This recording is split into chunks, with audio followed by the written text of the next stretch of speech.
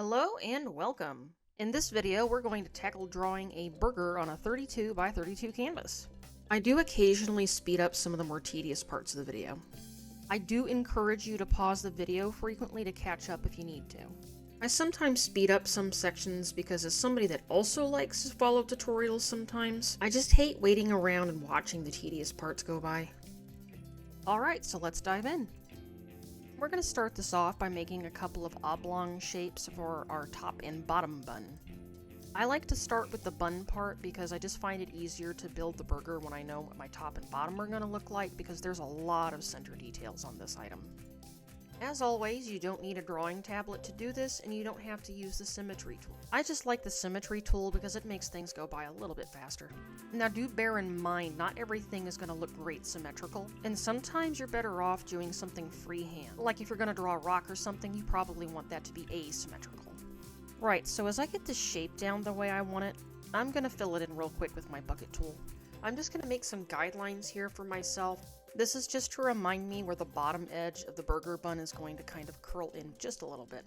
So for references and everything on this, I literally just went to Google and looked up some general burgers. Now, I didn't outright copy any one picture of a burger because they are often copyrighted images on Google, but what I did do was mentally combine a couple of different ones that I liked.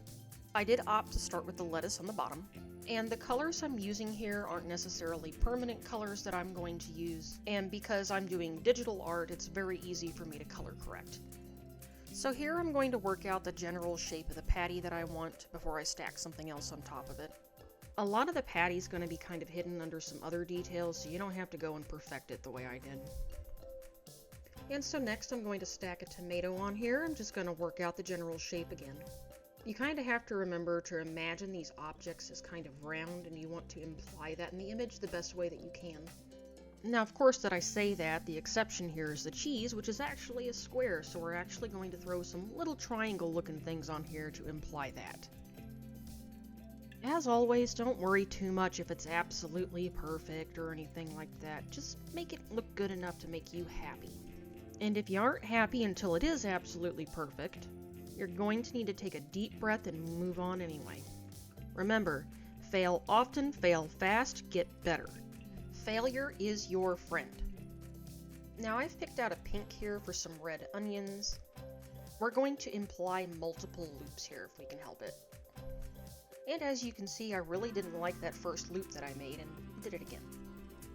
Unless you're somebody making food for a commercial, it's okay for this part to be a little bit sloppy, right?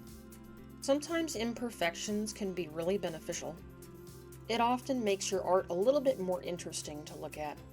Now, you could totally use white for the onions if you prefer, but I just wanted that little pop of pink or purple there. And then from here, we're going to add a top lettuce. This one's going to be a little more wavy looking. After I get the lettuce basically the way I want it to look, I'm actually going to check my preview box over there on the right, and I decide to just move the top bun down a little bit. I also took the time to change my green. After I get this bun positioned the way I want it, I'm actually going to start changing my colors up here. I didn't like how pale the base color was on my bun, so I do try to darken that. I just used a quick little bucket tool to get that done. Naturally, I also had to darken the guidelines a little bit, and I do that with Shift-R in Aseprite if you're using that program. From here, I'm going to add some highlights and then maybe a little bit of shadow just to give it a little bit of depth and some variation in the bread color. Of course, this section does not have to be copied exactly or anything like that. You're more than welcome to add variations to your highlights and shadows just to make it look interesting to you. This is what made me happy, and so it's what I stuck with.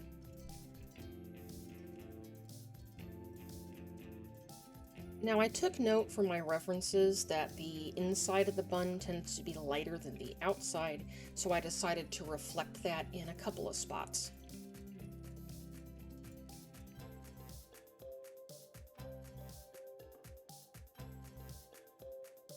Now, I realized that my bottom lettuce looks kind of boring, so I decided to add a little bit of light texture to that. And then from here, I'm actually going to select my cheese color and try to figure out how to make it look appetizing and not too gross, I guess, color-wise. Shadows on yellow colors can get ugly really easily, and you need to use shift into the orange section for those. This is food after all, and we do want it to look at least somewhat appetizing. Next up is our tomato, which probably needs some shading and some highlights, just to add a little bit of depth. Our onions are going to cast a little bit of a shadow. We're going to have some shadow on the edges, because it is round, and we want to imply that if we can.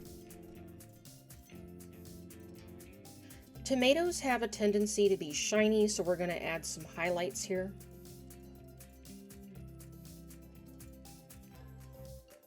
You will see that I'm using the yellow from the top part of the bun in order to put a highlight on the tomato.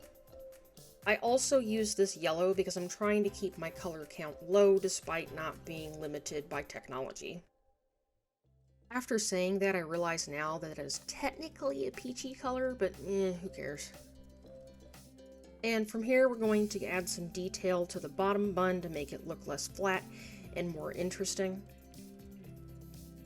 I will be making it significantly darker than the top bun due to, well, everything sitting on top of it. I did try to pay attention to where the shadows from the lettuce will be especially.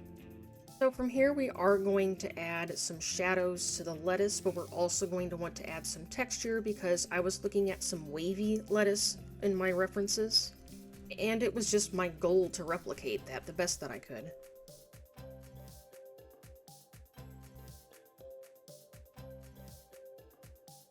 Now you will see that I'm going to add the shadows casting down on the lettuce from the patty.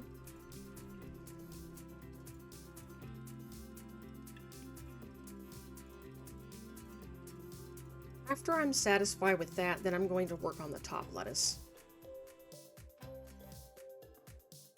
Once again, we're going to be adding some texture and some shadows where necessary.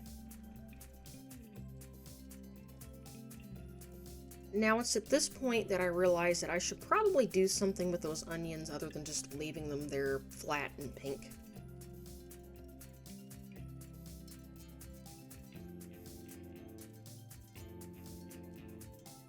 I do use Shift R to change the color of the tomatoes shadow. This allows the onions to pop a little bit more.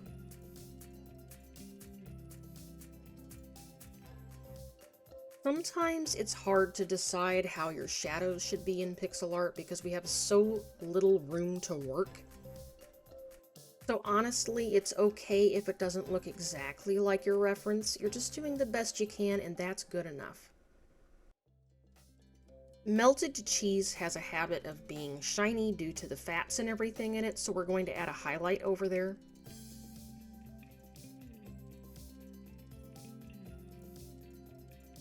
And then from here, we're going to improve on the patty by adding some darker areas and everything to give it some texture.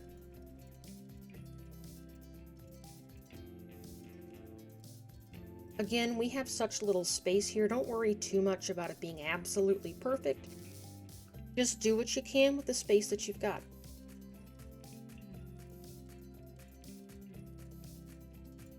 So this concludes today's food tutorial. I really appreciate you stopping by, and if you've gotten this far in the video, please leave a comment down below if you would like me to draw a specific food item. I would like to make this a very specific series. Just keep in mind, this isn't the only way to draw a burger. This is just how I do it. And I want to make these tutorials as a means to give you a boost in confidence in yourself. As always, fail fast, fail often, and you'll get better. Now get out there and make some fun pixel art.